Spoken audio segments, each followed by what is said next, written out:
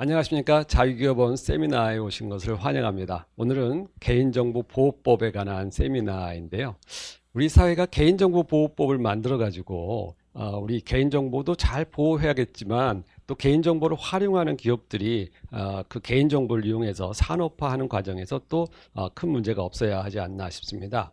그런데 개인정보보호법을 과도하게 그 징벌 위주로 또는 규제 위주로 만들다 보니까 오히려 개인정보가 보호되기보다는 개인정보를 활용하는 기업들이 과도하게 규제되거나 또는 과징금 또는 형사처벌을 받는 그러한 문제까지 발생을 하고 있습니다. 적절한 수준의 규제와 이러한 처벌 수위 이런 부분을 함께 논의하는 세미나를 마련했습니다. 오늘 김민호 교수님께서 좋은 발제를 해주시기로 하셨고요. 이호규 교수님과 황인학 박사님께서 좋은 토론으로 오늘 세미나를 잘 이끌어 주시기를 바랍니다. 감사합니다. 여전히 우리의 입법 방식이 학회나 전문가들이 아무리 조언을 하고 제언을 하고 말씀을 드려도 여전히 일방적 방식의 입법 활동이 이루어지고 있다는 점에 대해서 다시 한번 자괴감을 느끼고 있습니다. 오늘 주제는 개인정보보호법 전반에 대해서 다루는 것이 아니라 개인정보보호법 규정 내에 있는 이른바 우리 자유기업원에서 저에게 주신 주제는 처벌 수위 합리화 방안이라고 해서 저도 이 용어를 그대로 썼습니다만은 법적으로는 명확한 용어는 아니고요. 개인정보보호법 제재 수단의 합리화 방안 이 정도가 적합하지 않을까라는 생각이 듭니다. 이번 개인정보보호법 개정안을 내면서 정부가 특히 개인정보보호위원회가 여러 가지 이 자신들이 개정을 할 수밖에 없는 개정 취지를 국민들에게 홍보를 하고 있습니다. 며칠 전에도 개인정보보호위원회 위원장이 직접 홍보 활동을 또 벌였는데요.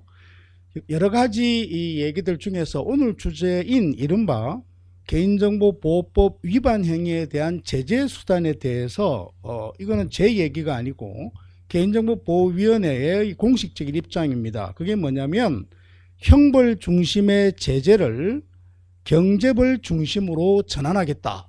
상당히 의미 있는 얘기입니다. 왜냐하면 저희가 줄곧 개인정보보호법뿐만 아니라 여러 가지 기업 관련법이나 또는 사회 관련법에서 지나치게 법 위반에 대하여 제재 수단으로서 형벌권을 남용하고 있다.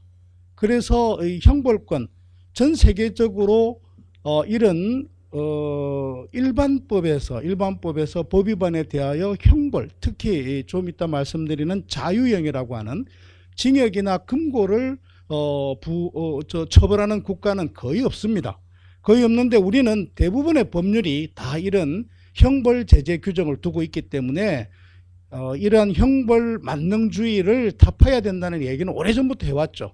그리고 그 대신 과태료라든지 어떤 경제적인 수단으로 변경해야 된다는 얘기는 오랫동안 주장을 해왔는데 이번에 이렇게 개정 취지를 형벌 중심의 제재를 경제벌 중심으로 전환하겠다. 상당히 의미 있고 드디어 이제 우리 얘기를 귀담아 듣는구나 라고 했는데 그것은 껍질에 불과했습니다. 왜냐하면 이 설명은 제 설명이 아니고 PT에 나와 있는 내용은 개인정보보호위원회에서 공식적으로 발표한 내용입니다. 뭐라고 그랬냐 하면 제가 읽어보겠습니다. 기존 개인정보보호법의 벌칙조항은 형벌 규정이 다소 광범위하게 적용되어 개인정보 유출 사고가 발생한 경우 기업이 아닌 담당자 또는 책임자 개인이 과도하게 형사처벌을 받는 문제점이 존재한다. 개정안에서는 이러한 벌칙조항에 이게 중요한데요. 자기 또는 제3자의 이익을 목적으로 한다는 요건을 추가하여 형사처벌을 받는 조건을 제한한다라고 이야기를 했습니다. 또 하나 기존의 정보통신 서비스 제공자에게만 과징금을 부과하였던 것을 모든 개인정보 처리자에게 적용하는 일반 조항으로 변경하였다. 그리고 기존의 위반 행위와 관련한 매출액의 100분의 3 이하 기준을 전체 매출액의 100분의 3으로 상향했다. 이렇게 발표를 했습니다. 오늘 우리가 핵심적으로 다루어야 될 문제는 마지막 문제인데요. 잘 보시면 과거에는 관련 매출액, 대한민국에 존재하는 과징금의 대부분이 다 관련 매출액이죠. 법 위반에 대한 관련 매출액인데 관련 매출액의 3%였던 것을 전체 매출액의 3%, 그러니까 개인정보보호법 위반 여부와 관계없이 전체 매출액의 3%라고 하는데, 저는 경제학자가 아니라도 잘 모르겠습니다만 이따 토론을 해주시는 선생님들께서 아무래도 경제학을 전공하셨으니까 좋은 말씀 해주실 것으로 기대를 하는데요. 제가 알고 있는 상식으로는 영업이익이 3%가 되는 기업이 그렇게 많지 않은 걸로 제가 알고 있습니다. 그런데 전체 매출액의 3%를 과징금으로 가져가면 영업이익 전체를 가져간다는 얘기가 아닌가라는 생각이 듭니다. 아무튼 좀 이따 하나하나 말씀을 드리겠습니다. 그러면 이렇게 개정 취지를 개인정보보호위원회가 밝혔는데 정말인가? 제가 한번 보겠습니다.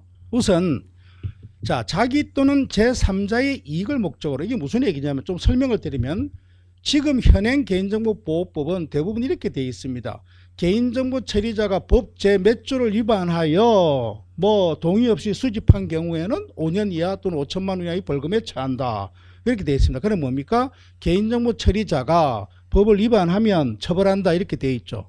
그런데 거기에다가 하나를 추가했습니다. 뭘 추가했냐면은 개인정보 처리자가 자기 또는 제3자의 이익을 목적으로 법을 위반한 경우에는 처벌한다, 이렇게 되어 있죠. 이게 바로 우리 형법에서 얘기하는 목적범입니다. 무슨 얘기냐면 목적범이라는 것은 구성요건상 일정한 목적을 해야만 범죄가 되는 거예요.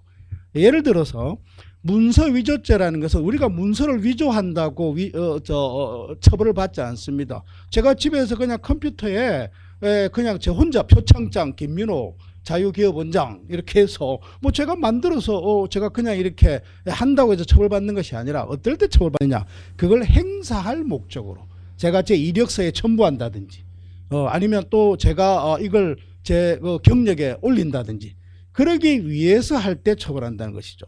무고죄, 타인이 이런 죄를 이런 위반 행위를 했어요라고 알리는 것이, 그게 죄가 되는 것이 아니라 타인을 형사벌을 받게 하거나 징계 처분을 받게 할 목적으로 고소 고발하는 거, 이게 바로 무고죄입니다.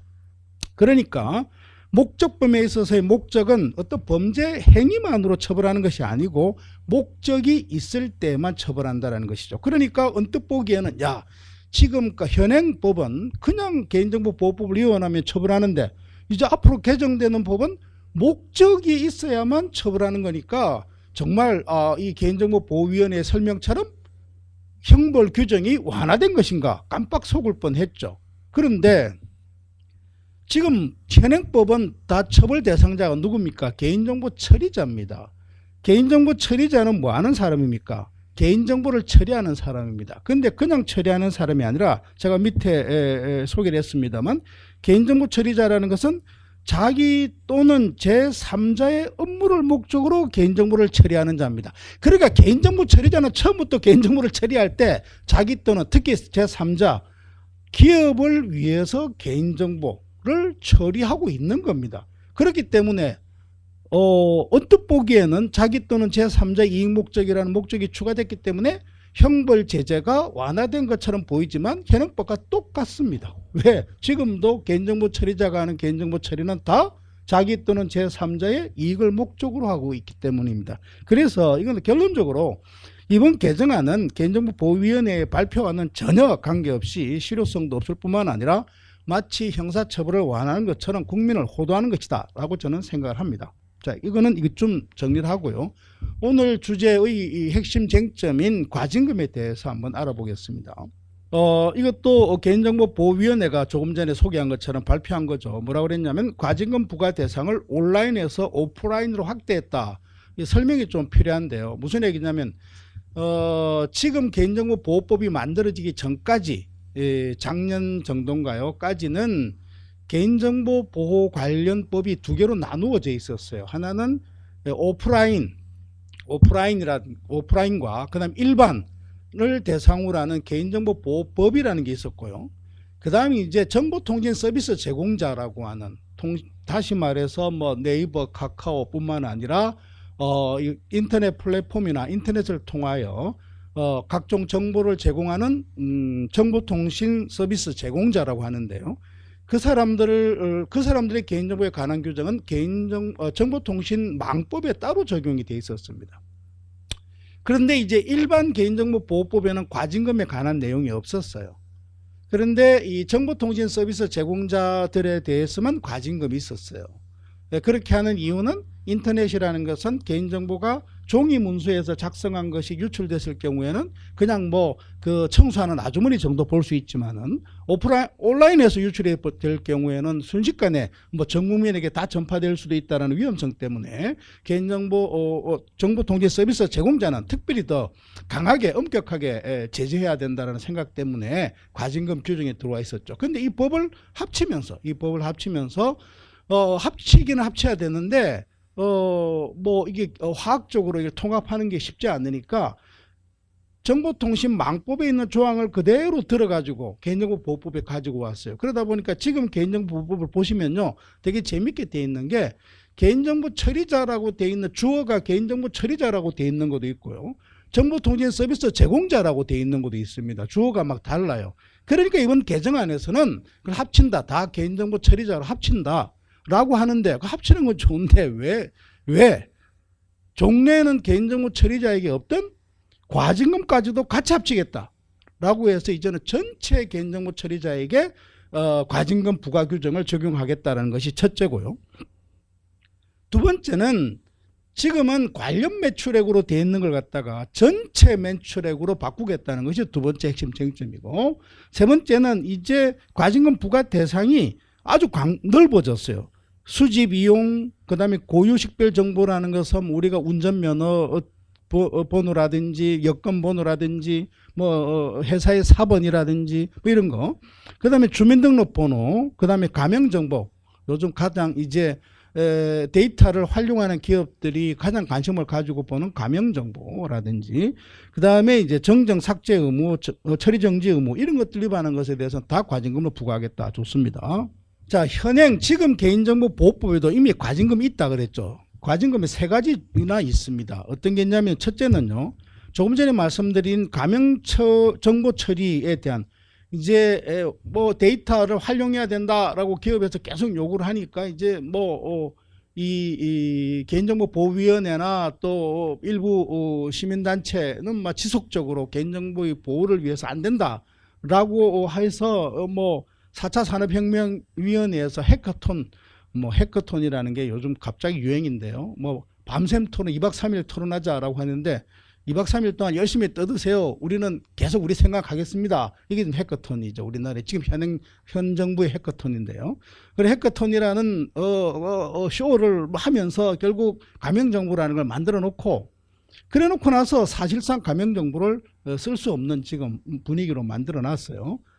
그래서 기대를 많이 했습니다만 데이터 활용 기업들이 전혀 활용을 못하고 있음에도 불구하고 거기에 또 뭐라고 했느냐, 여기에 이 가명정보의 위험성은 너무 크기 때문에 아주 강하게 처벌해야 된다고, 가명정보를 활용해 주는 대신, 활용을 허용하는 대신 강하게 처벌해야 된다는 저쪽 시민단체의 강한 요구가 하도 이어지니까 전체 매출액이라는 강수를 집어넣은 겁니다. 여기다 하나 집어넣은 거죠. 그 다음에 둘째는 이제 과거에 있었던 겁니다. 주민등록번호 굉장히 위험하죠. 주민등록번호 분실하는 것에 대해서는 5억 원 이하의 과징금을 부과하게 돼 있었고요. 그 다음에 제가 아까 말씀드린 정보통신 서비스 제공자에 대해서는 관련 매출액의 3%를 부과하는 이 세 가지 종류의 과징금이 있었습니다. 이걸 이번에 일원화하겠다. 좋아요. 뭐 복잡하니까 일원화하는 것까지 좋아요. 그 의의가 있다. 그런데 일원화하면서 왜 이 세 가지, 관련 매출액의 3%, 그 다음에 5억 원 이하, 그 다음에 전체 매출액의 3%인데 왜 이걸 합치면서, 보통 합칠 때는 뭘 기준으로 합칩니까? 하향 평준화로 합치는 게 기준인데 전체 매출액 3%로 합쳐버렸다는 것이죠. 자, 그러면 여기에 대해서 우선 과징금에 대한 설명을 잠깐 드리겠습니다. 왜냐하면 우리가 지금 국회가 법을 굉장히 많이 만들고 있는데요. 지금 국회의 법들 중에서 아주 특징적인 걸 하나만 정해라 라고 하면 저는 과징금인 것 같아요. 왜냐하면 과징금의 홍수입니다. 어지간한 법이 다 과징금을 도입하고 있습니다. 과징금의 홍수예요. 그러니까 이 과징금이라는 게 도대체 뭐냐, 우리가 그건 알고 있어야 된다는 것이죠. 과징금이라는 것은 원래 이제 우리가 행정법규 많은 이제 규제 법규가 있지 않겠습니까? 행정법규가 있으면 국민들이 그 법규를 스스로 준수하는 가장 이상적이죠. 그런데 그 법규를 스스로 준수하지 않으면 그거를 준수하도록 이행하도록 유도를 해야 되는데 이행하도록 유도하기 위한 수단을 우리가 전문용어로 실효성 확보 수단이라고 합니다. 행정법규의 실효성을 확보하기 위한 수단인데 이 수단은 크게 두 가지가 있어요. 하나는 행정법상 의무를 이행 안 하면 강제로 이행을 시켜버리는 거 있어요. 그리고 우리가 강제라고 합니다. 강제 수단이라고 합니다. 또 하나는 근데 너무나 이거는 비민주적이죠. 그러다 보니까 이거보다는 네가 행정법규를 스스로 이행하지 않으니까 내가 벌을 줄 거야. 벌을 줄 거야. 그러니까 너 벌 받기 싫으면 스스로 이행해. 그걸 우리가 제재라고 얘기를 합니다. 그래서 아까 이제 제가 처벌 수위라는 표현은 법학적으로는 적절하지 못하다. 제재라고 이야기를 한 것이 바로 이처럼 행정법규를 실효성을 확보하는 수단은 강제 수단과 제재 수단이 있는데 강제 수단이라는 것은 우리가 흔히 얘기하는 강제 집행이라든지 즉시 강제라든지 이런 겁니다. 이건 아무래도 국민의 기본권을 침해할 소지가 크기 때문에 이러한 수단은 가능하면 제한적으로 사용을 하겠죠. 그러다 보니까 오늘날에는 대부분 벌을 줌으로써 제재를 줌으로써 스스로 이행하도록 유도하는 수단을 쓰고 있는데요. 그러니까 벌입니다. 쉽게 얘기해서. 이 제재 수단은 이제 어떤 게 있느냐. 우리가 아는 형벌이라는 수단이 있겠죠. 그죠? 형벌이라는 수단이 있고 또 뭐가 있습니까? 예, 과태료라는 수단이 있습니다. 우리가 행정법학적으로는 행정질서벌이라고 합니다. 너무 우리 복잡하고 어려운 용어니까 쉽게 얘기해서 과태료라는 게 있고요. 그 다음에 이제 과거에는 이런 형벌과 과태료로 다 해결이 됐습니다만은 이제는 이것만으로는 해결이 안 된다라고 해서 이제 새로운 새로운 제재 수단들이 계속 이제 만들어지고 있는데 양산되고 있는데 어떤 게 있냐면은 이제 우리가 오늘 하게 되는 과징금이라든지 그 다음에 가산금은 다 아실 겁니다. 우리가 세금이나 어떤 납부를 정해진 시간 동안 안 하면 그 기간 내에 안 하면 추가로 붙어 나오지 않습니까? 3%. 그걸 우리가 이제 가산금. 그 다음에 가산세라는 것은 조세법상의 의무를 위반하면 우리가 근로소득 신고를 스스로 하지 아니하면 이제 가산세가 부과되죠. 그런 거라든지 그 다음에 이제 부당이득세. 정부에게 아시다시피 요금을 승인받아야 되는 경우에 그 승인받은 요금보다 더 많이 받는다 할 경우에는 그걸 전부 다 환수하는 부당이득세 이런 것들 뿐만 아니라 이제 영업 정지 또는 영업 취소 그 다음에 고액 체납자나 또는 성범죄자 명단도 공포하죠. 이런 것들을 통해서 이제 벌을 줍니다. 근데 여기서 이제 결론적으로 제가 앞에 설명을 이렇게 쭉 장하게 했더니 이유는 과징금의 뿌리는 어디에 있느냐? 예, 제재, 즉 벌이라는 겁니다. 여기 핵심 포인트가 있습니다. 벌이다. 과징금 일종의 벌이라는 겁니다. 그런데 이 과징금은 두 가지 종류가 있습니다. 이것도 이름인데요. 용어인데 원래 의미의 과징금이라는 거와 변형된 의미의 과징금이라는 게 있습니다. 그래서 이 원래 의미의 과징금이 진짜 과징금이고 변형된 의미의 과징금은 어떻게 보면 좀 이렇게 변형이 된 과징금인데 이게 이제 이 경도대에서 지금은 이 원래 의미의 과징금이 원래 거의 없었어요. 원래 의미의 과징금은 공정거래법 정도에 딱 있었고 그 다음에 99%는 다 변형된 과징금이었습니다. 무슨 얘기냐면 원래 의미의 과징금이라는 것은 여기 나와 있는 것처럼 법규를 위반하고서 경제적 이익을 얻는다. 우리 공정거래법을 한번 생각해 보면은요. 공정거래법에서 시장 지배 사업자가 남용하지 마라. 그래서 시장 지배 사업자가 지위를 남용해서 많은 경제적 이득을 얻는다는 거죠. 그러니까 공정거래법에서 시장 지배 사업자들은 하지 마라 해놨단 말이야. 그런데도 불구하고 그걸 이행 안 해. 왜 안 하겠습니까? 이 경제적 이득이 많이 생기니까 안 하는 거죠. 그러면 지금까지 수단이 뭐가 있었습니까? 벌금과 과태료가 있었죠. 근데 벌금과 과태료는 가장 상한이 5천만 원 정도라는 거죠. 그래서 5천만 원의 벌금이나 5천만 원의 과태료 부과해봤자 나는 법 위반해가지고 500억, 100억, 500억, 뭐 1,000억 이렇게 수익을 얻는다라고 하면 내가 꼭 5천만 원 기꺼이 내겠다라고 할 수 있다라는 것이죠. 그래서 이것은 안 되겠구나라고 해서 과징금이라는 제도가 생긴 겁니다. 그래서 과징금이라는 제도가 생긴 거죠. 이게 원래 의미의 과징금이에요. 근데 이제 그래서 현행법상에는 제가 방금 말씀드린 공정거래위원회가 시장지배 사업자의 남용 행위에 대하여 매출액의 3%를 부과하는 과징금이 원래 진짜 과징금입니다. 우리가 제가 불과 몇 년 전까지도 학교에서 강의를 할 때 원래 의미의 과징금 그러면 이런 예밖에 없었어요.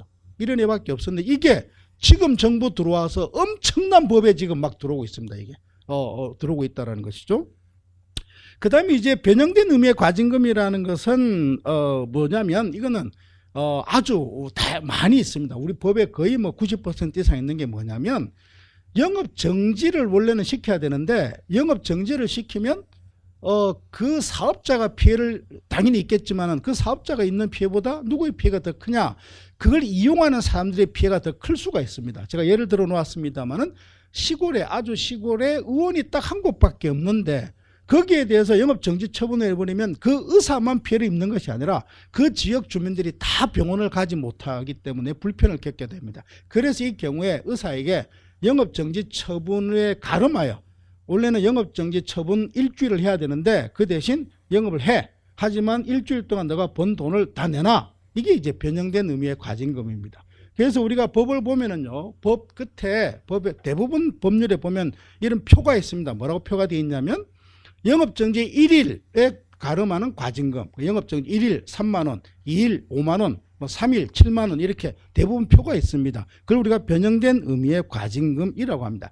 그래서 제가 다시 한번 말씀드립니다만은 원래 과징금이라는 것은 벌이다. 벌인데 제재인데 그 제재가 뭐 워낙 그 강력한 제재이기 때문에 공정거래법 정도에만 존재했고 나머지는 다 변형된 과징금으로서 영업정지 처분에 가름하여 부과하는 것으로 이해해 왔습니다. 그런데 이번에 우리 개인정보보호법에서 규정하고 있는 과징금은 원래 의미의 과징금입니다. 그래 원래 의미의 과징금은 뭡니까?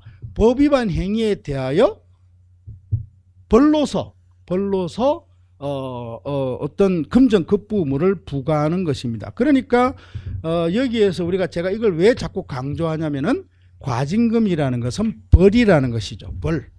그러면 아마 우리가 일반 국민들이 누구나 이해하는 게 뭐가 있습니까? 벌 그러면은 죄형 법정주의를 다 알고 계실 겁니다. 그러니까 범죄와 형벌은 법률로서 정한다라고 하는 것인데요. 이런 죄형 법정주의는 범죄와 형벌을 법률로서 정한다라는 것으로 끝나는 것이 아니라 그 내부에 포함되어 있는 확장 이념이 있습니다. 그 확장 이념이 뭐냐면 내가 잘못한 거에 상응하는 처벌을 받아야 된다라는 것이죠. 내가 상응하는, 제가 빵 하나 훔쳐 먹었다고 평생 무기징역을 취할 수는 없지 않습니까? 상황. 그걸 우리가 인과성이라고 합니다. 인과성. 그러니까 행정법상 의무 위반 행위하고 이를 통한 제재의 이익과의 인과성이 반드시 존재해야 된다는 인과성이. 그래서 우리가 유일하게 뭐 예를 찾아보았던 공정거래법이나 과거에 정보통신망법에 있어서 정보통신 서비스 제공자에게 부과했던 것이 다 뭐라고 되어 있습니까? 관련 매출액이라고 되어 있다. 관련 매출액. 그 행위를 통하여 얻은 경제적 이익에 대하여 부과하는 것입니다. 그런데 이번에는 그래 결론적으로 과징금 부과의 기본 원칙은 이게 중요한데요. 과징금 부과의 기본 원칙은 행정법상의 의무 위반 행위하고 그 다음에 경제적 이익. 경제적 이익이 뭐겠습니까? 당연히 매출액이겠죠. 그죠? 경제적 이익 사이에 직접 관련성이 존재해야 된다는 것입니다. 그러면 외국은 어떻게 되어 있느냐? 지금 개인정보보호위원회와 이른바 이런 진보 좌파 시민단체가 금과 옥조처럼 주장하는 것이 이른바 이 유럽연합의 GDPR이라고 하는 일반 개인정보보호법입니다. 이 GDPR 아마 기가 따갑게 GDPR를 들었을 텐데요. GDPR에는 과징금 부과 기준을 전체 매출액으로 해두었습니다. 그러니까 그 봐라, 유럽연합이라는 국가도 하고 있는데 이거는 글로벌 스탠다드다 라고 우리 계속 개인정보보호위원회와 이 시민단체가 주장을 하고 있습니다. 근데 내막이 그렇지 않습니다. 왜 그렇지 않냐면 유럽연합이 GDPR에서 왜 과징금을 전체 매출액이라고 했느냐? 목표가 정확했습니다. 뭐냐면 구글과 페이스북을 잡겠다라는 목표가 명확했습니다. 명확했다. 이거는 뭐 다른 이유가 있는 게 아니라 구글과 페이스북을 잡겠다. 왜냐하면 우리나라는 네이버와 카카오가 있습니다. 예, 그러나 유럽연합에는 어디에 가도 자국 플랫폼이 없습니다. 자국 플랫폼이 없고 다 뭘 씁니까? 다 구글을 씁니다. 다 구글을 쓰다 보니까 유럽연합 입장에서 보면 굉장히 기분이 나쁩니다. 왜? 미국 기업들이 전부 다 와서 미국의 빅테크 기업들이 전부 유럽연합에 와서 돈을 벌어간다는 거죠. 기분이 굉장히 나빠요. 그래서 GDPR을 만들 때 GDPR 서문에도 그래 되어 있습니다. 우리 EU 영내, EU 안에서는 우리끼리는 데이터를 자유롭게 쓰고 우리 영내가 아닌 바깥으로 나가는 것은 못 가게 하자. 이게 GDPR의 서문에 나와 있는 이 쟁점입니다.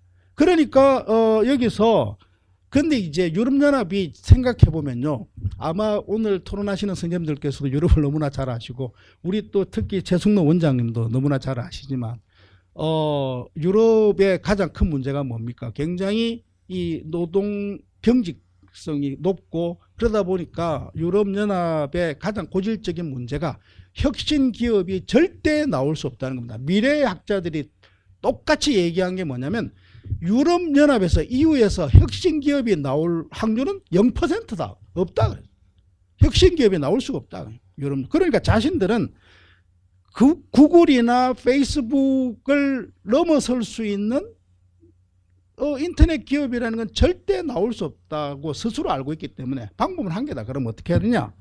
예, 그 애들을 잡아야 된다. 그래서 통상장벽 수단으로 들어온 것이 바로 전체 매출액입니다. 이거는 그냥 대놓고 처음부터 목적이 정확했습니다. 구글과 페이스북을 잡겠다라고 하고 그래서 전체 매출. 그런데 우리나라는 누구를 잡아야 하나요? 그러면 우리나라는 그러면 이렇게 할 때 목적이 있어야 될 거 아니에요. 목적이 누구를 잡아야 되느냐? 우리나라에서 이거 만들어도 구글 절대 안 잡힙니다. 구글은 우리나라에 사업자도 없습니다. 우리나라는 네이버, 카카오만 잡힙니다. 그런데 하여튼 하겠다는 거예요. 근데 이게 유럽연합이 있으니까 된다. 그럼 유럽연합이 글로벌 스탠다드는 아닙니다. 유럽연합 내부에서도 전통 법학이 살아있는 독일이나 이런 데서는 엄청난 비판이 제기되고 있습니다. 미국은 어떻습니까? 미국은 없습니다. 결론적으로 얘기해서 미국은 연방거래위원회가 개인정보 보호 침해라는 건 없는데 그냥 이걸 그냥 개인정보 침해도 그냥 불법적 침해지 않습니까? 이런 불법적 침해를 하게 되면 그 침해 행위를 중지하라는 중지명령권이 있습니다. 근데 중지명령을 했는데도 불구하고 중지하지 아니하고 침해 행위를 계속하면 어떤 시빌 페널티를 물게 되는, 이게 뭐 과징금인지는 모르겠습니다. 근데 유일하게 비슷한 걸 찾아보면 이 시빌 페널티가 있는데요. 이 시빌 페널티는 위반행위 건당 $10,000 이하를 부과하게 돼 있고요. 근데 이제 물가 인상률에 따라서 조정한다고 돼 있는데 2021년 기준을 제가 찾아보니까 $43,792입니다. 그걸 부과하게 돼 있어요. 사실상 없는 거죠. 일본은 전 세계에서 유일하게 유럽연합과 상호 적정성을 통과한 국가입니다. 그러니까 무슨 말? 유럽연합이 전 세계 국가 중에서 우리 유럽연합하고 같은 수준의 개인정보 보호를 하는 나라야 라고 인정해 준 거예요. 우리는 아직도 못 받고 있습니다. 그런데 그 인정해 준 일본도 과징금 부과 규정 없습니다. 없다라는 것이죠. 자, 그러면 이걸 전체 매출액으로 했을 때는 어떤 문제가 있느냐? 이미 제가 문제는 다 말씀드렸지만 또 구구절절 한번 얘기를 해보겠습니다.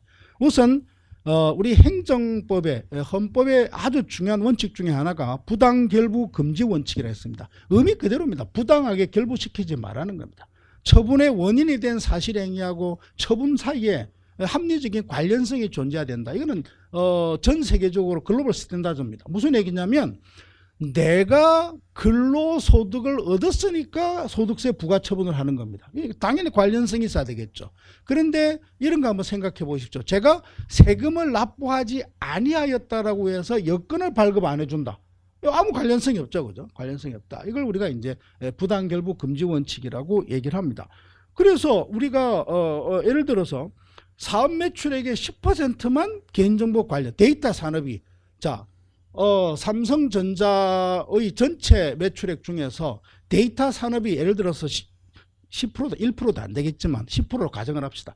10%라고 가정을 해도 그런데 그 10%의 데이터 산업에서 법 위반 문제가 발생했다라고 했을 경우에 그 기업의 전체 매출액에 대하여 과징금을 부과하는 것은 바로 이런 부당결부 금지 원칙을 위반한. 그래서 이제 현행 공정거래법이나 이런 데서도 확실하게 해도 좀 뭐라고 돼 있어 잘 아시다시피 이렇게 우리가 과징금 부과할 때 뭘 기준으로 합니까? 매출액, 근데 매입의 경우에는 매입액 또는 계약의 경우에는 계약금액 그걸 기준으로 한다고 아예 법에 명시가 되어 있습니다. 그래서 이제 과징금 부과의 기본 원칙은 키워드는 여기입니다. 키워드는 사회적 피해, 법 위반으로 인하여 발생하는 사회적 피해를 추산해서 그 사회적 피해가 과징금 부과 기준입니다. 이거는 글로벌 스탠다드입니다. 법학에서 기본적인 원칙입니다. 그러면 이 사회적 피해를 어떻게 추산할 것이냐, 이게 굉장히 어려운 얘기죠. 어려운 얘기라서 사실은 이제 경제법학 분야에서 이런 법 위반 행위와 사회적 피해의 추산에 대한 상관계수를 만들어내고 지수를 만들어내고 하는 것들이 굉장히 어렵고, 이제 그거는 아마 저 뒤에 토론해 주실 우리 경제학 선생님들께서 말씀해 주실 건데 그만큼 어렵다는 거예요. 어렵기 때문에 많은 아이디어 끝에 내놓은 것이 뭡니까? 관련 매출액이라는 개념을 끄집어낸 겁니다. 관련 매출액이라는 걸 끄집어낸 거죠. 그런데 이제 개인정보보호위원회는 이렇게 며칠 전에 개인정보보호위원회 위원장도 그런 말씀 하셨어요. 뭐라고 그랬냐면 우리가 전체 매출액이라고 아무리 해뒀다고 해서 삼성전자 전체 매출액을 다 부과하겠느냐? 그건 아니다. 우리도 다 생각이 있다. 그러니까 너무 걱정할 필요 없다. 그런데 걱정해야 됩니다. 왜 걱정해야 되냐면요. 전체 매출액 얘가 있다 그랬죠. 현행법에 뭐가 있다 그랬습니까? 가명정보 처리에 대해서는 전체 매출액을 전체 매출액 부과한다 그러지 않았습니까? 현행법에 가명정보에 대해서 전체 매출액이라고 돼 있는데 자기들이 엄청 봐준다고 시행령에다가 만든 게 뭐냐면 이렇게 돼 있어요. 직전 3개 사업년도의 연평균 매출액에 대해서 그 위반 정도에 따라 0.27%, 0.21%, 그 다음에 0.15%로 단계적으로 곱하여 기준액을 정하게 되어 있습니다. 그러면 한번 봅시다. 직전 3개 년도의 평균 매출액의 0.27%를 적용한다 라고 생각해 보세요. 그러면 제가 계산은 잘 안 됩니다만 삼성전자 전체 매출액의 0.27%를 하면 얼마 정도가 나올지 저도 잘 모르겠습니다.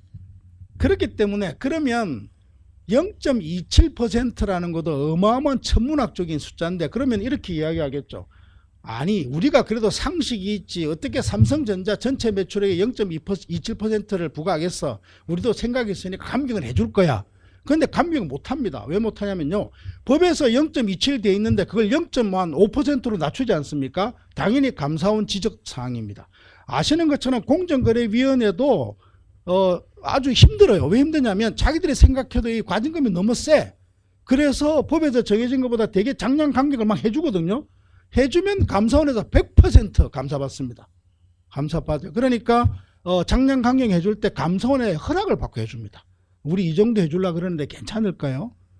어렵습니다. 법에서 일단 정해져 버리면요. 어떤 어떤 재량을 가지고 처분청이 한다는 것은 거의 어려운 얘기입니다. 그래서 부당한 경제적 이익의 규모가 대체로 사회적 피해에 상하는 경우에는 부당한 경제적 이익을 추산하거나 그 대리 변수가 될 만한 산정식을 사용하여 과징금을 산정해야 합리적입니다. 그래서 전체 매출액을 상한으로 하는 것은 어떤 경우에도 정당화될 수가 없습니다. 그래서 이러한 현실적 지표 개발이 불가능하기 때문에 관련 매출액을 기준으로 하고 있습니다. 예, 제가 좀 중언부언한 것 같습니다. 종합하겠습니다. 결론은 개인정보보호법 위반 행위에 대하여 형사처벌, 특히 자유형, 징역형이나 금고 등을 통한 제재는 가능한 삭제해야 된다. 이거는 비단 오늘 주제가 개인정보보호법이라서 하는 겁니다만 제가 지난 10년 동안 한결같이 주장하는 내용입니다. 저뿐만 아니라 많은 법학자들이 주장하는 겁니다. 법에 우리가 특히 기업관련법에 자유형, 징역이나 금고와 같은 것은 가능한 한 삭제하고 일반 형법으로 편입하는 것이 합리적이다. 두 번째는 과태료 등을 통한 경제적 제재를 원칙으로 한다. 그러니까 제재의 원칙은 과태료로 하는 것이 원칙입니다. 과태료로 하는 것이 원칙이고 과징금은 예외적인 겁니다. 그 다음에 굳이 예외적으로 과징금을 부과하더라도 당연히 관련 매출액으로 바꾸어야 한다.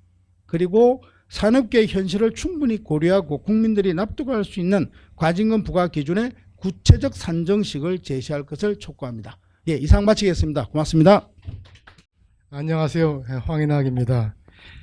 김민호 교수님께서 이 개인정보보호법의 문제점에 대해서 아주 적확하게 짚어주셔가지고 제가 공부를 많이 했습니다.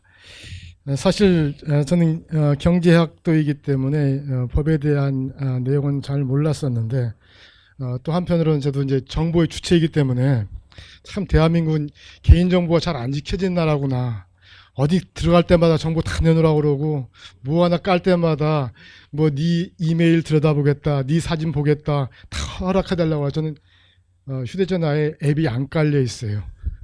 그래서 현 21세기 살아가는데 지장이 많은 편인데 그만큼 개인정보를 보호하겠다는 법은 대한민국에 되게 많은데 실효적으로 보호하고 있는가에 대해서 상당히 이제 회의적이긴 합니다만 그런 면에서 이 보호법을 좀 개선하겠다니 좀 기대가 컸었는데 오늘 이야기를 쭉 들어보니까 문제가 많구나 하는 것을 다시 한번 깨달았습니다.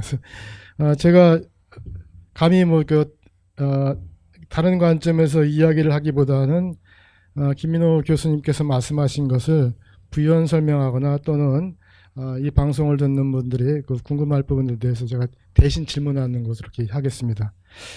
저도 한번 이게 어떤 내용이 법인지 쭉 봤는데 뭐 취지는 상당히 아름답더라고요. 특히 말씀하신 바와 같이 김 교수님 말씀하신 것이 형벌 중심 제재를 경제적 제재 중심으로 전환하겠다. 저도 이 부분 늘 이야기를 해왔던 부분이라서 이제 우리나라 법 제정 개정할 때 이런 얘기가 들어가는구나, 좀 나아지겠구나 하고 기대를 많이 했는데 역시 우리 그 프리드만이 얘기했죠. 법은 의도가 아니라 효과를 가지고 판단해야지 의도만 가지고 하는 건 아니다. 그래서 효과적 측면에서 그 취지가 제대로 반영됐는지에 대해서 김민호 교수님의 설명이 있었습니다. 개인정보보호법 개정안 봤더니만 내용이 상당히 많더라고요. 그래서 바람직한 내용 또는 긍정적으로 볼 수 있는 내용, 뭐 좀 여러 법률 체계에서 분산돼 있어서 좀 혼란했던 부분들을 좀 일원화하고 하는 부분들도 좀 바람직하긴 한데 지금 오늘 주제는 맨 마지막 13번째 형벌 중심 제재를 경제벌 중심으로 전환하겠다는 법안 취지가 달성됐느냐, 또 경제벌 규모가 적정한가에 대한 이야기이기 때문에 그에 대한 이야기를 제가 다시 한번 정리하겠습니다. 그 개인정보위원회에서는 이런 그 PPT를 띄워가지고 우리 김 교수님께서 설명한 바와 같이 상당히 그 마케팅을 잘 했더라고요. 그래서 개인 정보 처리자에 대한 과다한 그 형벌 제재를 좀 정리하고 그 기준, 그 발동 요건을 좀 뭐 개인 또는 제3자의 이익을 위해서 하는 이런 식으로 엄격하게 제한했기 때문에 형벌 만능주의를 일부 완화한 것으로 이렇게 설명을 했고 그 대신에 이제 이 제재 수준을 높여서 과징금을 기존 관련 매출액의 3%에서 전체 매출의 3% 늘려서 법 집행의 실효성을 제재의 실효성을 높이겠다는 그런 내용이고 말씀하신 바와 같이 전체 매출의 3% 너무 과다하지 않느냐에 대해서 비례성 원칙에 따라서 우리를 믿으세요라고 이제 우리를 믿으시면은 우리가 이렇게 함부로 이렇게 남용하지 않습니다. 그래서 뭐 관련 위반 행위의 뭐 내용 및 정도, 기간, 횟수 등등 뭐 이익, 부당한 이익 획득 규모 등을 감안해 가지고 비례성에 맞게끔 제재를 할 테니 너무 걱정할 것 없다라는 내용으로 이렇게 그 마케팅을 최근까지 한 걸 확인했습니다. 뭐 경제학 전반적으로 일반화하기는 어렵겠습니다만은 이게 경제학과 법의 차이가 아마 초기 공부하신 분들 입장에서 볼 때는 예전에 좀 법과 경제는 좀 다르다고 좀 봤던 것 같아요. 법은 정의를 실현하는 수단이고 경제는 효율을 추구하는 그런 영역이다. 그래서 법률은 정의의 영역이고 정의와 공정의 영역이고 경제는 효율의 영역이다. 이게 다르게 봤습니다만 최근이 아니죠. 이제 벌써 이제 뭐 리차드 포스너라든지 법경제학 얘기 나오면서 이게 다른 얘기 아니다. 정의를 뭐 여러 가지 주관적으로 판단할 수 있겠습니다만 분배적 정의도 있고 그런 또 이 자원 배분적 정의도 있고 한데 이 포스너는 자원 배분적 정의 측면에서 자원을 낭비하는 것 자체가 이 도덕적 범죄에 속하신 것 때문에 이 경제적 효율성과 이 법에서 말하는 정의가 서로 크게 다르지 않다라는 것을 주장을 하면서 법경제학을 얘기했죠. 그래서 저도 이렇게 다른 자세히는 안 읽어봤습니다. 쿠터나 울렌이 썼던 내용도 보면 많은 사람들이 법의 역할을 정의 실현의 수단으로만 보고 있는데 법경제학에서는 인간의 행동 변화, 결국은 목적 달성이기 때문에 어떤 그 법이 어떠한 그 개인의 행동 선택에서 어떤 그 동기 변화를 유발할지에 대한 측면에 관심을 기울여야 되고 그러자면 경제적 분석이 반드시 필요한 것이다. 그래서 경제적 분석과 법의 영역이 서로 오버래핑하는 부분이 이제 많다고 했기 때문에 그런 관점에서 본다면은 첫 번째 주제가 형벌 만능주의를 개선하겠다는 부분. 이 부분은 경제학에서도 상당히 그 이야기를 많이 하는 겁니다. 아마 초기에 이걸 오버 크리미널레이제이션을 과잉 범죄라고 번역을 해가지고 제3자 국민들이 이해하기 되게 어려웠는데 오늘 말씀하신 게 형벌 만능주의로 번역하는 것이 더 나을 것 같다는 생각이 들어요. 예, 형벌 만능주의를 개선해야 된다. 이게 자꾸 법을 정의의 수단으로만 보고 그동안 효율에 경도되었던 이런 그 정책들을 정의 중심으로 환원시켜야 되돌려야 된다는 관점에서 볼 때 우리나라는 그동안 너무 이 법을 효율을 일부 희생하더라도 정의를 구현하는 쪽에 그 방점을 너무 많이 두었던 것 같아요. 하지만은 경제학에서는 이런 형벌 만능주의는 이 법치에도 좋지 않고 이거 이제 세게 강하게 제재를 하면은 법 집행일, 법 준수를 잘할 것 같지만 사실은 그렇지 않다는 거죠.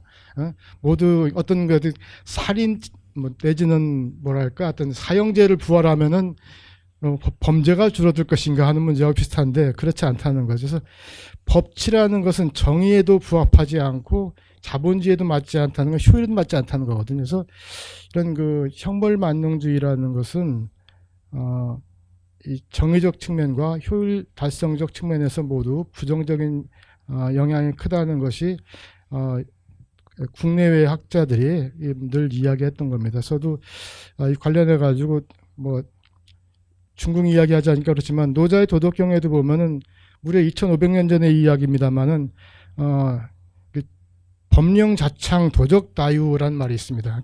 법이 엄한 법이 많으면 많을수록 전과자만 늘어나지 법 집행 효과는 없다는 거예요. 그리고 그걸로 내 가지고 국민들은 가난해진다는 겁니다.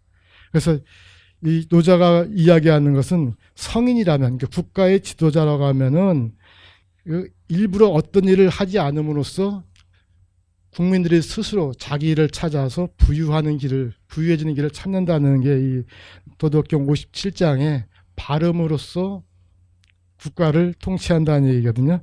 바로 이런 원리가 우리 헌법상에 이야기하는 그 비례의 원칙이 아닌가 싶어요. 죄는 처벌을 해야 되고 또 재발 가능성을 억제를 해야 되는 것. 하지만 균형 있게 해야 된다. 목적이 정당하다고 그래가지고 어떠한 수단 마구잡이로 동원해서도 안 되고 또 그 수단이 적합하다 하더라도 이 달성하고자 하는 법익과 또 국민들의 상실된 이익을 잘 균형 있게 처리해야 되고 또 그리고 가급적이면 국민들의 이익이 침해되는 게 최소화되는 그런 길을 찾아봐라. 그래서 정의를 구현하되 효율적인 방법을 찾아라 라는 건데 그런 관점에서 본다면은 우리 이 법의 취지가 상당히 아름답고 좋습니다. 형벌 중심의 그런 제재를 이제는 경제벌 중심으로 전환하겠다. 여기에 반대하지 않고 저는 원칙에 상당히 동감하고 그 부분은 김 교수님도 동의했습니다만은 지금 우리나라는 거꾸로 가죠. 이 중대재해처벌법 같은 경우도 보면은 그 어떤 나라보다 형벌이 상당히 많고 강해요. 이것 때문에 내년에 이제 이게 이 법이 집행이 되기 시작하면은 각 기업들은 깜빵에 갈 한 사람을 지정해서 고용할 수밖에 없는 상황이래요. 근데 깜빵 갈 때마다 또 한 사람 이게 뭐 이름을 얘기하면 뭐 CSO, Chief Safety Officer. 그러니까 감옥에 안 갈 방법이 없다는 거 어떤 기업도.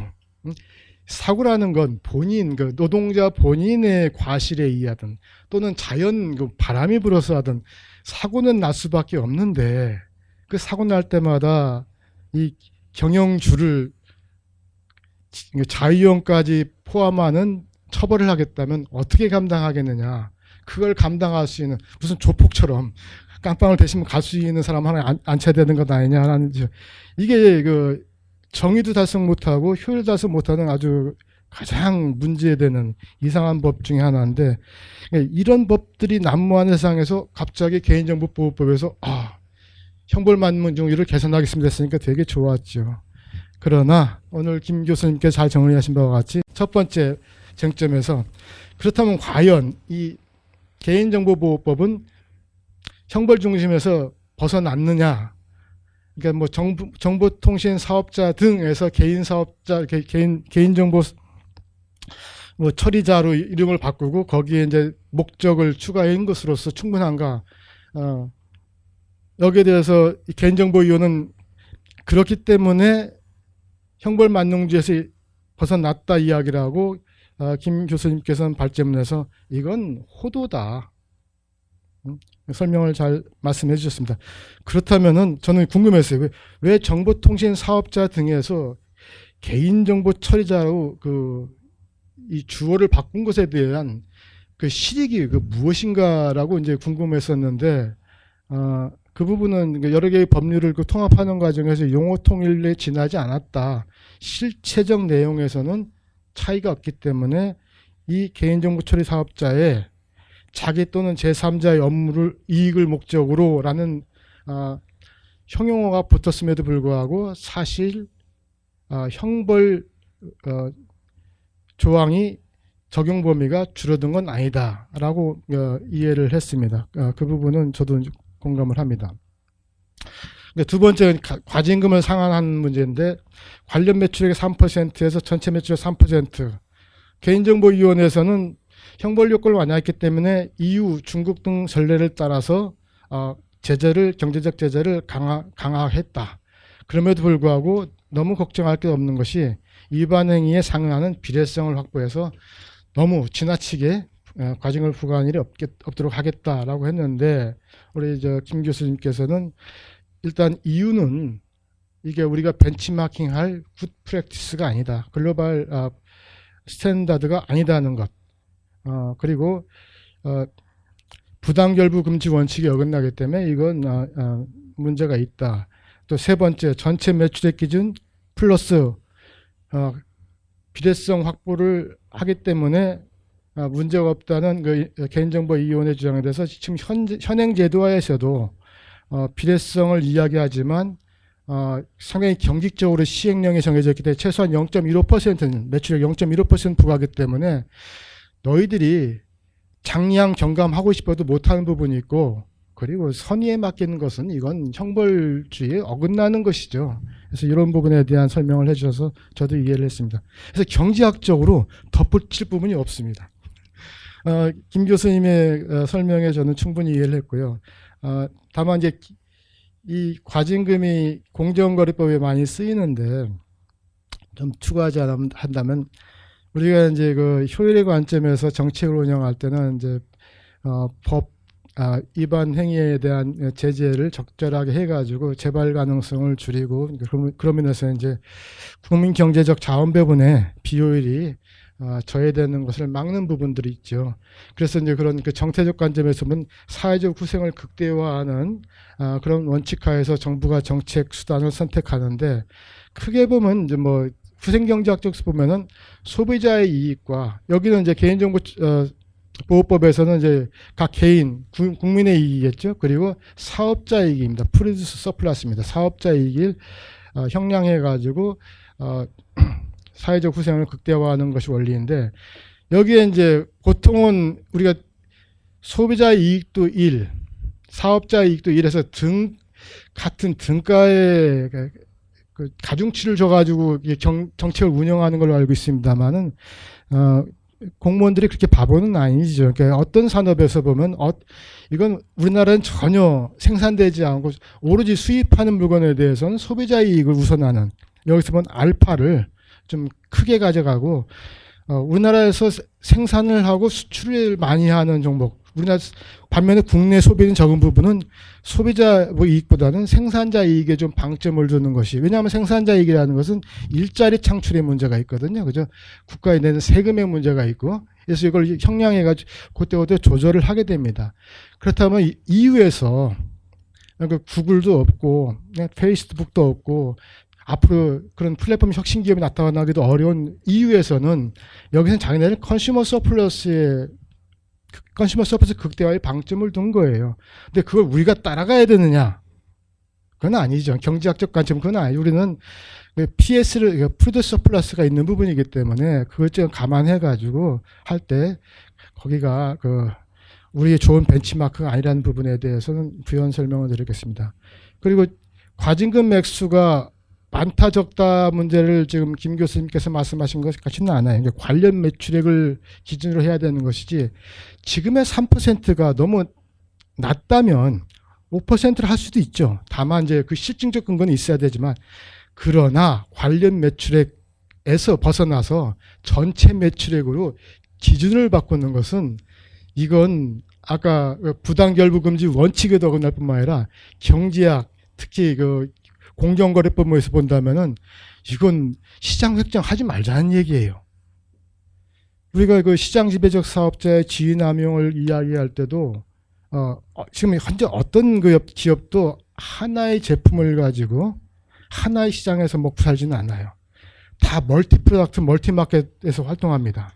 다만 여러분들 주식시장에서 기업들 분류를 봐도 그렇고, 광고 통계 조사 보면 어떤 기업들이 특정 산업에 들어가 있는 게 있어요. 삼성전자 그러면은 전자산업 들어가 있는 것처럼 되어 있지만은, 그건 그 전자란 품목 하나만 한다는 것이 아니라 수만 가지 제품을 생산하고 팔고 있는데, 그 중에 매출액의 50%가 넘는, 전체 50%가 넘는 주종 품목이 무엇인가에 따라서 그 회사를 거기에 소속시킨 겁니다. 멀티 프로덕트, 멀티 마켓 액티비티가 보편적인 세상에서, 그래서 시장 획정의 문제는 기업도 그렇고 경쟁 당국도 그렇고 가장 효과적인 정책 집행에서 반드시 해야 되는, 어렵지만 반드시 해야 되는 건데 이거 안 하겠다는 거예요. 공무원을 그렇게 늘렸는데 이거 안 하고 그냥 쉽게 가겠다는 것. 통계청의 통계 보고서 규제를 집행하겠다는, 이건 스마트 정부가 해야 되는 부분도 아니고 공무원 수 늘어난 것을 보면 이건 법치를 추구하는 정부가 해야 될 일은 아닙니다. 경제학적 시장 획정은 반드시 해야지만이 이런 정책도 좀 더 정교화되고 법 재발 가능성이라든지 이런 부분도 좀 막을 수 있고, 또 부당하게 피해를 본 기업들, 그렇죠? 부당하게, 그러니까 새로운 기업들이 처음부터 이런 개인 이런 정보 관련 산업에서 이익을 내면서 할 수는 없어. 초기에는 플랫폼 조성 단계에서는 엄청나게 손해를 보고 다른 쪽에서 캐시카우를 끌어들여 가지고 할 텐데, 이쪽에서는 진입장벽이 되게 될 겁니다. 아마 네이버하고 카카오를 영속화시키는 방법이 될 수 있어요. 이게 새로운 혁신에 의해서 창조적 파괴를 막을 수 있는 부분이 되기 때문에, 동태적 효율성 관점에서도 이런 전체 매출액의 몇 퍼센트 이런 부분들은 문제가 상당히 많다.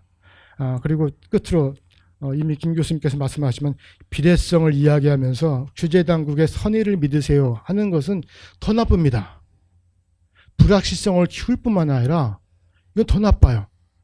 우리한테 잘 보이고 우리한테 선을 대면은 우리한테 설명을 잘하면은 조금 더 감경의 폭을 넓혀주겠다는 것은 이건 진짜 말도 못할 만큼 나쁜 타락한 부패를 조장하겠다는 것하고 다름이 없기 때문에 이런 부분들은 시정이 될 필요가 있겠다. 제가 잘 알지 못하는 내용입니다만 김 교수님의 내용을 이런 식으로 좀 부연했습니다. 예, 경청해서 감사합니다. 제가 이거를 찾아봤거든요. 유럽연합 GDPR 시행 후에 240건 정도, 2018년부터 2020년까지 240건 정도의 과징금이 부과됐다고 하더라고요. 근데 그 중에 일반적인 데이터 처리 원칙을 준수하지 않은 것은 3.4%밖에 없고요. 기술적 관리적 조치가 부족했다는 게 71%나 되더라고요. 이건 뭐냐면 기술적 관리적 조치가 조금 더 구체적으로 봐야 되겠지만 큰 기업이 잘할 수밖에 없는 거예요, 사실은. 그러면 우리도 이제 비슷하게 될 거다라고 이제 전망이 좀 되지 않을까라는 생각이 좀 들었습니다. 두 번째는 아까도 말씀을 많이 하셨는데요. 과징금 부과가 실효성도 중요하지만 이제 비례성도 되게 중요할 텐데요. 이제 기업이 되게 천차만별일 텐데 이런 비례성의 원칙을 얼마나 고려하고 있는지에 대한 고민도 사실은 우리가 좀 이제 해야 될 것 같습니다. 그래서 뭐 획일적으로 3% 뭐 이렇게 다 하는 거는 너무 좋겠죠. 그런데 이게 사실은 규제라는 것도 기업의 수준이라든가 상황이라든가 뭐 이런 거에 따라서 유연하게 적용을 해야 되는 게 너무나 당연한 거고요. 그래서 이런 부분을 얼마나 고려하고 있는가라는 생각을 사실은 이제 하지 않을 수 없습니다. 사실 마지막으로 좀 드리고 싶은 말씀이 이런 건데요. 뭐냐면 개인정보 보호의 제도는 아까 말씀드린 것처럼 여전히 이제 진화 중이고요. 그럼 이제 이 부분에 대해서 과징금에 대한 논리도 굉장히 진화적으로 가야 된다. 이렇게 생각을 합니다. 근데 우리나라에서 사실은 정부에서 하는 일 중에 굉장히 재밌는 이런 게 어떻게 보면 정부가 하는 일 중에 좀 벗어나야 될 어떤 이제 관행인데요. 그게 뭐냐면 외국 사례 선호 사상이라고 생각합니다. 우리나라는 뭐 어떤 일을 하면 외국 사례 굉장히 좋아하는데요. 아까 말씀하신 것처럼 이제 유럽연합의 형태와 우리의 형편은 상당히 다른 것 같습니다. 그리고 우리나라 같은 경우에도 보면 이제 인터넷 시장이라든가 이런 것들이 유럽 시장의 형태와는 상당히 다른 형태로 이제 되어 가고 있고요. 그래서 이것들을 감안한 규제에 대한 부분이 너무너무 중요하다 이렇게 좀 생각을 합니다. 그래서 사실 개인정보보호법은 이런 것 같아요. 만약에 개인정보가 누가 침해가 되면 저는 이런 생각이 드는데요. 기본적인 원칙은 국가에서 들어가서 행정법적으로 해결할 문제가 아니고 민법상 소송으로 해결하는 게 맞겠죠. 근데 이게 민법상 소송으로 해결하기에는 개인 소송을 하는 데 있어서 거래 비용이 너무 크고 그다음에 이제 전체적인 사회적인 어떤 그 가치가 이제 있기 때문에 정부가 이런 거래 비용의 문제에 대한 이제 대응을 위해서 뭔가 행정법을 만들어 가지고 이 부분에 대한 개인정보 제도를 만드는 건데요. 그러면 이제 그만큼에 맞는 과징금의 수준과 이행 담보 체제가 이제 필요한 거죠. 근데 만약에 이게 넘어가게 되면 사실은 정부가 민간에서 초래되고 있는 비용이라든가 인지하고 있는 어떤 그 부담 수준보다 훨씬 더 많은 비용을 거두어 들이는 거거든요. 그래서 이거는 정확하게 제 머릿속에는 어떤 생각이 딱 들어왔냐면요. 저가 한 말이 아닙니다. 이제 툴럭이 이제 얘기했죠. 정부의 개념은 유랑산적이 아니고 정착산적에 가깝다. 이제 그래서 뭔가 정부도 이제 유지하려면 자원을 뽑아야 되는 거고 그 자원을 이제 민간 일부로부터 이제 세금의 형태로 조세의 형태로 뭐 여러 가지 과태료 형태로 받아들이게 되는데요. 이런 형태에 대한 일을 하는 데 있어서 굉장히 지나친 부담을 주는 이제 형량에 맞지 않은 것을 하면 좀 곤란하다 이렇게 이제 생각이 좀 들었습니다. 그래서 국가가 대부분의 일을 민간에서 처리하는 부분에 대한 신뢰를 가지고 일을 해야지 어떤 행정벌, 행정규칙, 행정법 이런 어떤 행정적인 어떤 개입을 통해서 하지 말라는 의무를 만들어 놓고 그것을 위반했을 때 그것을 범죄로 만들고 그 범죄를 유예해 주는 방식으로 과징금이나 과태료나 이런 것을 매기기 시작하는 방식으로 이제 일을 하면 하게 될수록 사실은 민간인이 훨씬 더 많이 움츠러들게 되는 건 사실이겠죠. 그리고 차제에 사실 우리가 개인정보보호법만 얘기를 할 게 아니고 이런 부분에 대한 문제의식이 굉장히 크다는 것을 저는 잘 알고 있습니다. 이게 뭐냐면 우리나라가 이 이게 처벌에 관한 이제 과태료 행정 형벌이죠. 소위 말하는 행정법 때문에 민법이나 형법이 아닌 행정법 때문에 발생되는 범죄가 굉장히 많다는 걸 저희가 잘 알고 있습니다. 전 국민의 몇십 프로가 전과자라는 얘기도 있지 않습니까? 그래서 우리가 이런 행정벌을 통해서 문제 해결을 하는 방식은 굉장히 자제해야 된다. 그래서 이런 류에 대한 공감이 좀 많이 확산되었으면 좋겠습니다. 왜냐면 언제부턴가 저희는 문제 해결을 하면 정부에서 법이나 국회에서 행정법 만들어가지고 당연히 해결시키면 모든 문제가 해결될 것처럼 얘기하는데 그렇지 않고 문제는 여전히 남아 있으니까요. 예. 이 정도로 일단 마치겠습니다. 예. 개인정보보호법 위반에 대해서 형사처벌 가능하면 하지 말고 과징금 수준 완화하고 이렇게 하면 또 혹시 개인정보 보호에 또 보호가 약화될 수도 있을 수도 있고 여러 가지가 있을 수 있기 때문에 왜 이렇게 법을 만들어도 개인정보 보호가 국민들이 체감하고 피부로 느끼기에는 잘 되지 않을까? 그러면 그 해법이 뭘까? 이런 질문을 주셨는데 그런 해법이 있다고 하면 요즘 어떤 총리께서 그러셨나요? 부동산 잡을 해법이 있으면 뭐라도 하겠다고 하셨는데 해법이 쉽지는 않겠죠. 그러나 좀 어려운 얘기입니다. 이걸 설명드리려면 일본어로는 좀 어려운 얘기인데요. 개인정보보호법이 우리나라에 들어오는 과정에 있어서 항상 다른 법도 마찬가지입니다만 잘못 들어온 게 있습니다. 뭐냐면 이런 말씀 들어보셨을 거예요. 동의만능주의. 우리는 동의만 하면 됩니다. 동의만 하면 되는데 이 동의만능주의가 들어오게 된 것이 결국은 이 헌법재판소가 개인정보 자기결정권이라는 독일의 이론을 가져오면서 이렇게 됐는데 우리 법학자의 잘못이기도 합니다. 하여튼 요약하면 개인정보 자기결정권이라는 기본권을 헌법재판소가 인정을 하게 되고 그러면 결정이 뭡니까? 자기가 결정해라.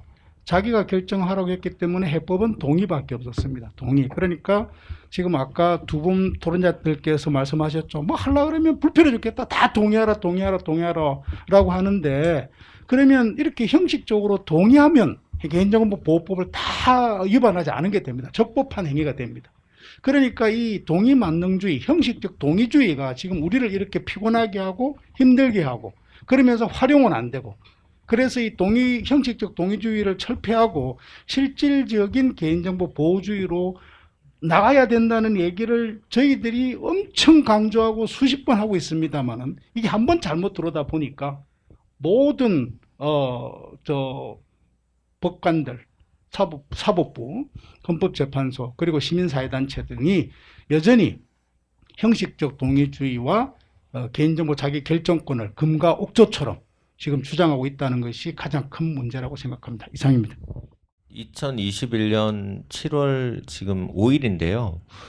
오늘 시점에 전 국민을 굉장히 피곤하게 하는 하나의 규제 정책이 있습니다. 이게 뭐냐면 교통속도 5030 정책입니다. 아시는 분은 아시고 모르시는 분은 모르실 겁니다. 60km로 달리다가 갑자기 올해부터 50km로 바뀌었고요. 어린이 보호구역에서는 30km로 바뀌었는데요. 이게 왜 만들어졌을까에 대해서 굉장히 의문이 많이 가죠. 근데 원래 제가 이것을 좀 알아봤더니 이제 경찰청장, 지역경찰청장의 재량이 어느 정도 인정이 되어 있어서 이제 학교 앞이라든가 이런 도로 사정에 따라서 교통 속도에 대한 속도를 정할 수 있게 되어 있었는데요. 2년쯤 전에 민식이법이 통과되면서 모든 어린이 보호구역에 카메라 설치하면서 이 속도 제한 규제를 이제 해놓으니까 이제 학교가 엄청나게 많잖아요. 그 도로 옆에. 그러니까 우리나라 전체 도로가 지금 5030에 다 걸리는 문제가 생기고 특히 30km 존이 굉장히 많습니다. 자, 근데 이거 우리 국민 중에 얼마나 많은 사람이 인식하고 있을까요? 제 생각에 아마 한 2달 투덜투덜 되다가 이제 그냥 넘어갈 거예요. 이제 그러면서 어떻게 얘기할 거냐면 굉장히 안전해졌다. 이렇게 이제 얘기할 것처럼 저는 생각이 되거든요. 근데 이게 우리나라의 그 형편이기도 하지만 일반적으로 규제가 가지고 있는 속성인 것 같습니다. 사회 문제를 발본색원에서 원칙적으로 다 해소시키려고 하는 이제 큰 이제 이 의도를 가진 규제를 만들어 놓고 국민들이 이제 이거 적응을 하게 되면 투덜대면서 적응하기 시작하거든요. 그러면 어느 순간부터 우리가 이렇게 답답한 규제를 지키고 있는지에 대해서 인지하지 못해요. 이게 뭐냐면 이제 규제를 방 안의 코끼리라고 하는 거죠. 이게 뭐하고 똑같으냐 하면 우리가 외국에 나가면 우리보다 조금 괜찮은 나라에 가면 이 나라 되게 괜찮다 이렇게 느끼고 우리보다 조금 나쁜 나라에 가면 죄송합니다. 우리보다 조금 더 이게 그 뭐죠? 후진국 뭐 이렇게 이제 가면 야 이런 나라는 우리나라 내가 살려고 하면 좀 살기 힘들겠다 이런 생각을 하거든요. 근데 그런 나라에 사는 사람들은 자기의 제도가 불편하다는 것을 모르고 살아요, 그냥. 그러니까 그럼 이제 우리가 이런 형편이 왜 생겼느냐라고 얘기를 하면요. 일단 국회 입법이 너무 많아요, 사실. 근데 입법만 많은 게 아니고 국회 입법을 얼마나 분석하는지 모르겠습니다. 왜냐하면 지금 이제 개인정보보호법 같은 경우에는 오히려 저는 처지가 낮다고 생각하는데 이게 공론화가 되니까 저희도 얘기하고 그 다음에 어쨌건 국회에서 공청회도 아마 했을 것 같고 또 무슨 얘기도 하고 개인정보보호위원회에서도 얘기하고 이제 논쟁이 되는데 우리나라에 굉장히 많은 법을 이제 가지고 옛날에 분석을 해봤더니 20대 국회인가 그럴 겁니다, 아마. 법안 하나를 두고 국회에서 검토하는 시간이 평균 9분밖에 안 된다는 통계치가 나와 있습니다. 물론 그 중에는 이제 간단한 자구수정 같은 경우도 있지만요. 이렇게 난립해서 분석하는 이제 입법이 너무 빨리 통과되고 있다. 민식이법도 사실은 9월에 발의돼서 11월에 통과됐거든요.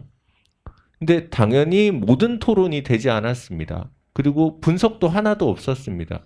그러니까 이런 류로 우리가 만들어지고 있는데 저는 이게 죄송하지만 일반 국민들이 이 부분에 대해서 큰 인식을 좀 해야 된다라고 생각을 합니다. 우리가 잘 만들어 보겠다는 그 규칙들이 사실은 우리를 너무 불편하게 하고 우리 사회에 대해서 비용을 더 많이 초래시키는 법들이 되게 많이 만들어진다라는 것에 대해서 좀 비판적으로 생각을 좀 해봐야 되는 거 아닌가라는 생각을 저희는 좀 하고요. 이런 류의 얘기가 사실은 자유기업원이나 여러 어떤 그 전문가 단체를 중심으로 한 이제 공감이 좀 확산이 되면서 일부에 물론 건전하신 분들도 많지만 일부에 약간 그 한쪽 측면만을 좀 과도하게 보는 시민단체 분이라든가 아니면 이런 그 일부의 어떤 국회 안에서도 특정한 정책 목표만을 강조하는 국회의 어떤 세력이라든가 이런 부분에 의해서 과도한 입법이 요구되고 과도한 입법이 만들어지고 그것이 집행되는 과정에서 정부가 저항하지 못하니 정부가 그것을 받아서 그냥 어떻게 처리해주고 가는 이런 류의 관행을 우리가 한 번은 문제를 삼아야 된다. 그래서 오늘 세미나도 그런 것 같습니다. 개인정보보호법 이런 것들이 사실은 저희가 이렇게 지금 얘기를 열심히 하는 이유는 지금 저희가 이 토론을 위해서 토론을 하는 게 아닌 거잖아요. 이게 도입이 된다면 만약에 어떻게 될 거냐. 라고 물었을 때 시민단체분들은 문제 해결이 다 될 거다. 이렇게 이제 얘기할 수 있을까? 그럼 우리는 도대체 기업을 처벌하려고 기업을 부담을 주려고 이 법을 만드는 거냐? 사회 문제를 해결하려고 이 법을 만드는 거냐? 이런 질문을 사실은 해야 되는 거고요. 그래서 이런 거에 대한 진지한 어떤 그 공감의 목소리, 그 다음에 토론, 뭐 이런 것들이 좀 확산되어지길 바랍니다. 예, 이 정도로 하겠습니다. 규제 만능주의, 한국이 좀 다른 나라보다 심각한가, 뭐 그 이유가 무엇인가. 그래서 지금 이여구 교수님 말씀하셨지만 규제 만능주의가 좀 한국이 심각한 현상이죠. 그 이유는 여러 가지 측면에서 볼 수 있겠습니다만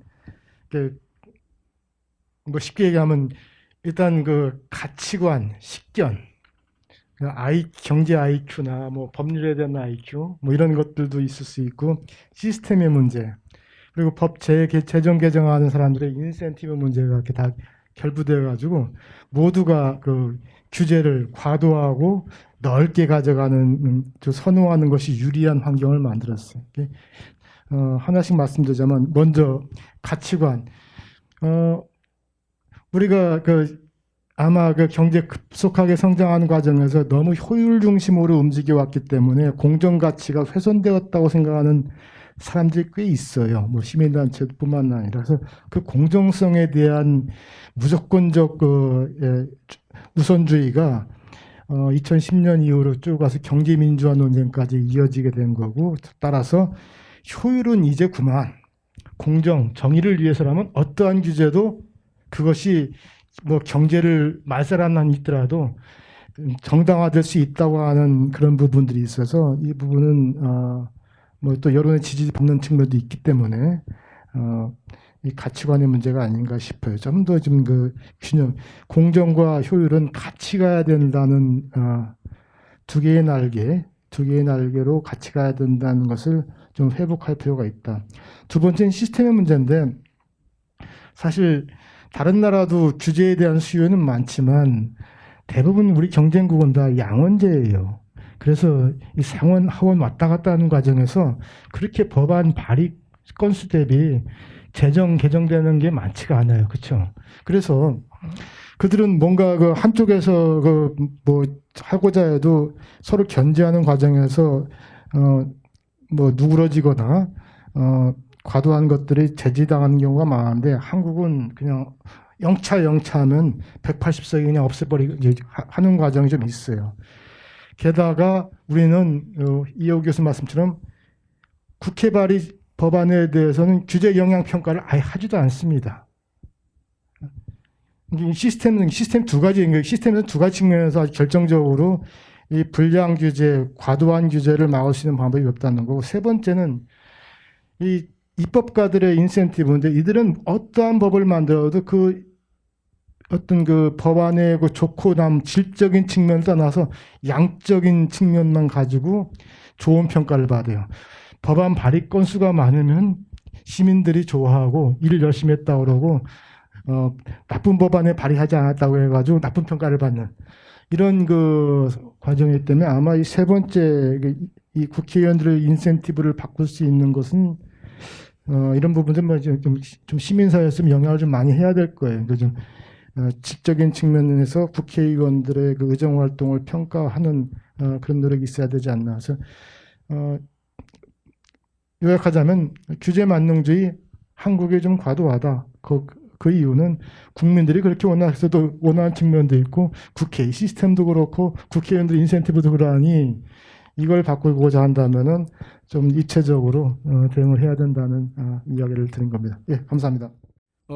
제가 이제 법학자다 보니까 항상 법학 관련 세미나에서 토론을 하고 발표를 해오다가 오늘 황인학 위원님과 이호구 교수님과 이렇게 토론 말씀을 들으면서 제가 참 많이 배우고 갑니다. 특히 다시장 매출을 한 시장 매출로 계산하는 것 자체가 시장협정 원리에 위배된다는 말씀도 굉장히 인사이트 있게 제가 또 가슴에 새기고, 전기용품과 생활용품의 규제법을 합치면서 결국은 규제 수준을 전기용품으로 상향했다라는 것이 우리나라의 입법 수준 내지는 입법 의식이 아니겠는가라는 것도 오늘 많이 배우게 됐습니다. 그리고 무엇보다 오늘 오랜만에 참 과거에는 참 왕래가 잦고 교류가 많았습니다만 우리 최승로 원장님을 오랜만에 다시 뵐 수 있어서 참 반갑고 좋았습니다. 예, 고맙습니다.